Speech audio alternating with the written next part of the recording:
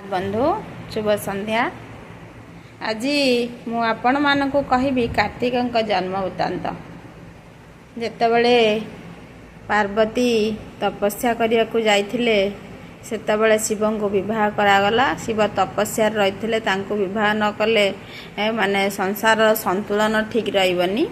समय देवता माने बहुत चिंतित होई पड़िले।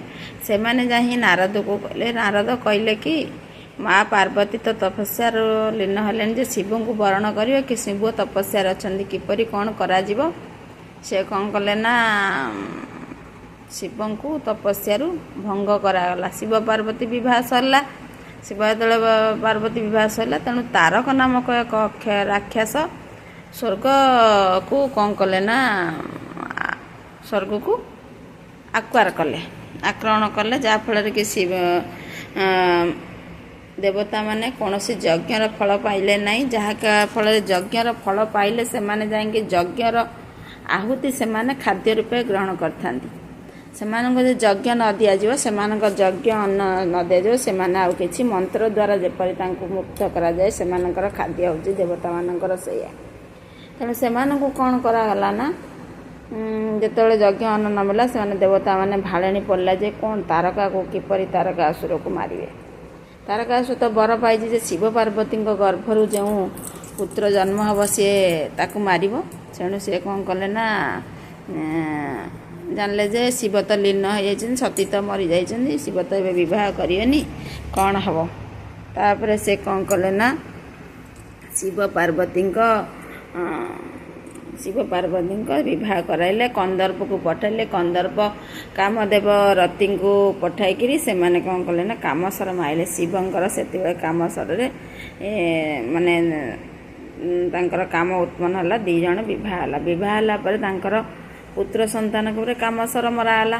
पुत्र संतान जन्म हम। तेणु बहु वर्ष बीतीगला तांकर सेमती क्रीड़ा चलला प्रभुंकर माँकर।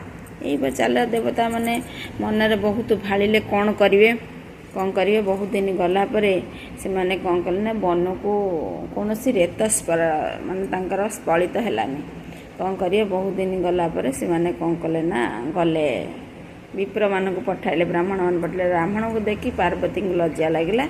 से माने कौन कले ना रेत स्मरण है। पृथ्वी माता हाहाकार कले जे शिव आ शक्तिंकर रेत को माने किए संभाल। तेणु सी कौन कले ना अग्नि की देदेले। अग्नि कौन कले संभाली पारे। से कौन कले ना गंगा को देदेले। गंगा कौन कले संभाली पारे। कुश गछ माने कुश जो कुश आसन जो बसते सी ताकू देदेले। कुश आसन रे से 6 खंड हो पड़गले। 6 खंड के पड़गले कुत्रिका नक्षत्र माने 6 खंड लगे। कुत्रिका नक्षत्र माने 6 खंड ये को 6टा मुंड तांकर हो गला न 6 भाग हो गले। तेणु स्कंद तांको षडस्कंद कुआ जाए। स्कंद कुआ जाए। कार्तिक कुआ जाए। से माने से माने कुर्तिका नक्षत्र माने तांको पालन कले तांको ना कार्तिक हैला। एवं से यही परि जन्म ग्रहण कले।